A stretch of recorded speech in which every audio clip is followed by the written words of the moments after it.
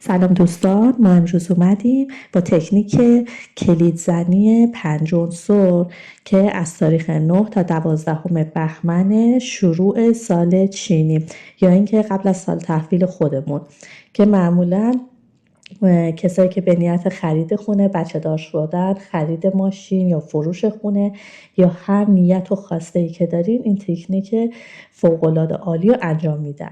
این تکنیک به چه صورته؟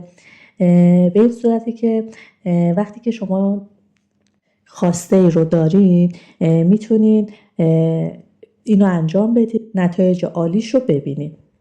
این تکنیک انرژی خونه رو بالا میبره به این صورتی که اون روزی که میخواد این کار رو انجام بدید میتونید برید مسافرت یا اینکه 3-4 ساعت خونه نباشین، بهتر طبیعت برید، اگرم نشد برید خرید.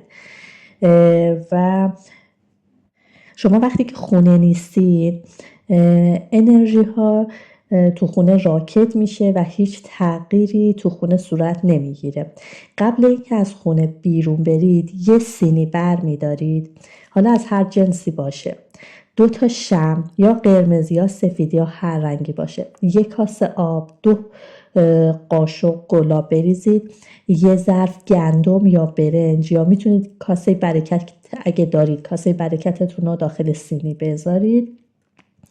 بعد 2 شاخه گل یا اگه ندارید یه گلدون کوچیک، کاکتوس نباشه یا اگه اینا هم نداشه میتونید یه سیب بذارید، یه دونه آینه کنارشون داخل سینی، یه کتاب مقدس، حالا هر دینی دارین، قرآن، انجیل، تورات، هر کتابی فرقی نمیکنه، کتاب مقدس باشه که نماد آگاهی و خرد و دانایی و حفاظتی داره، و یه پاکت قرمز که داخل پاکت قرمز 8 عدد اسکناس بذارید، بهتره 5000 نباشه، یا اینکه اگه پاکت قرمز ندارید دور اسکناسا رو با روبان قرمز، نخ قرمز یا حتی کاغذ قرمز میتونید بپیچید.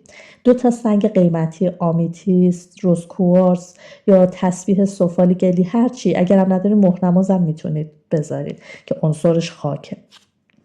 یا اینکه بعد با توجه به خواستتون اگه میخواین صاحب خونه بشید یه جا کلیدی جدید داخل سینی بذارید، یا برای ماشین المان ماشین، یا برای فرزند یه وسیله بچگونه برای باروری و اینا میتونید بذارید داخل سینی. این سینی باید از 5 عنصر پر باشه، یعنی آب، چوب، آتش، فلز، خاک حتما بذارید.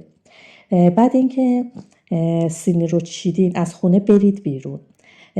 وقتی برگشتین پشت در خونه میخواین کلید بندازین، چند تا نفس عمیق بکشید، با انرژی مثبت وارد بشید، شمعاتون رو روشن کنید، سینی رو دستتون بگیرید و خلاف عقربه های ساعت سینی به دست تو خونه بچرخید و خواسته هاتون رو، تک تک خواسته هاتون رو بلند بلند بگین، حالا خیلی هم بلند نه، هر طور خواستین بگین و از خدا بخواین که خواسته هاتون رو زودتر برآورد. و بعد این که خواستتون رو گفتین وسایل داخل سینی مثلا گندم یا کاسه برکت رو که داشتین قسمت شرق یا جنوب شرقی بذارید، آب و گلابی که داشتین داخل یه اسپری بریزید و تو خونه، تو تختتون، تو اتاق خوابتون بپاشید.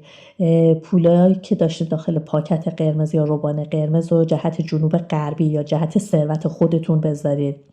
شمع رو جهت جنوب غربی بسوزونید. بعد سنگایی هم که داشتین جهت جنوب خونتون میذارین برای رزق و روزی و برکتی که خدا توی سال جدید بهتون میده. این تکنیک عالیه، حتما استفادهش کنید. امیدوارم بهترین سال رو در پیش داشته باشید. وجودتون پر از نور. لطفا نظراتتون رو برام کامنت کنید.